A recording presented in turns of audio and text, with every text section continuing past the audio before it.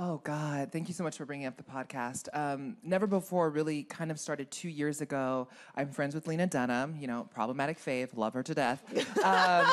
But so we were sitting on the couch and she was just like, would you ever think about doing a podcast? I just love like how your voice sounds on the phone. And I'm just like, okay, Lena, I don't have time to do this.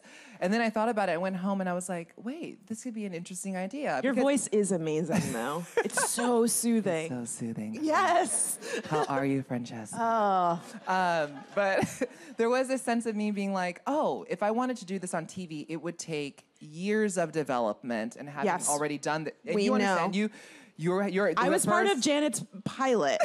And that was how many years ago? That was like 4 years. 4 years 4 or 5 years ago. So yes, I know how long that takes. And so knowing you're about to embark on this with Comedy Central with your pilot for late night, and I was just like, okay, I just want to have conversations with my favorite people that I never have met before. I just want to sit down and talk to them about all the things beyond soundbite. Like, how can we sit down for an hour and a half and then digest that down to an hour, perfect hour conversation?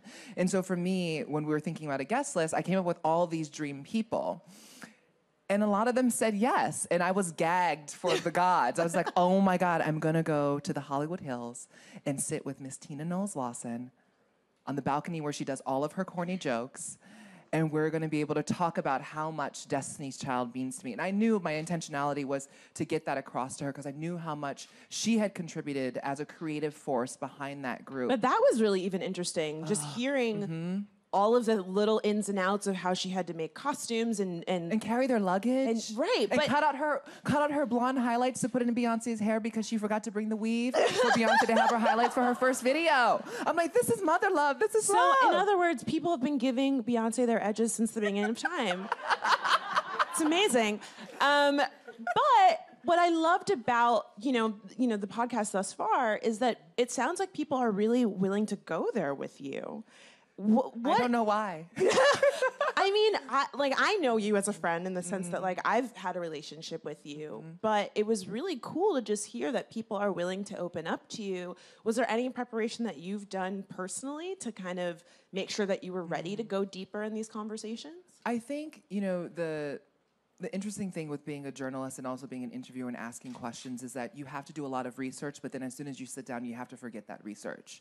And so you have to just trust yourself, and there's a vulnerability that comes with that. And then also trusting myself to be grounded in my own experience and where I'm feeling and where I'm at on that particular day to ensure that as I'm crafting a conversation, that I realize that a conversation is an exchange. It's not just me and my questions and the things that I want to say for the day. It's me also showing up. When they take me somewhere else, I have to follow them. And I also have to be giving of myself. And so, you know, sometimes I've cried in a couple of the podcasts already. And it's like, but I also think that there's a safety with that platform and that medium. You know, you have a podcast Last Name Basis.